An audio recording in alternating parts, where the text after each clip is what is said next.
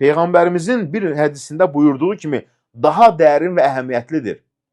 O buyurdu, sizi elə bir yol üzərində qoymuşam ki, o yolun gecəsi də gündüzü kimi aydındır. Yəni bu o deməkdir ki, bizim mübarək dinimiz, İslam, bəşəriyyət üçün ən aydın, ən mükəmməl və ən ədalətli yoldur. Onun içində hər bir dərin, hər bir dərdin, hər bir cümlədən fağırlığın da həlli vardır.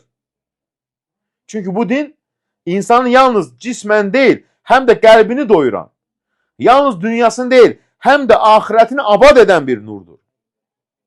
Yəni bizim dinimiz mübarək dindir.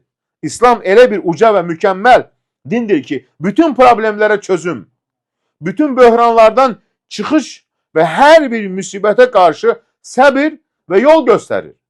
Bu xeyir və bərəkətlə dolu bir nədir? Dindir.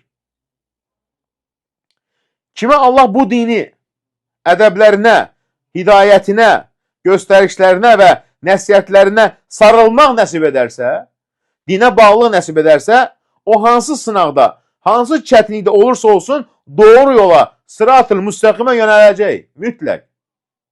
Odur ki, hər bir çətinlikdə, hər bir müsibətdə, hər bir problem qarşısında sığınacaq yer Allahın dini olmalıdır.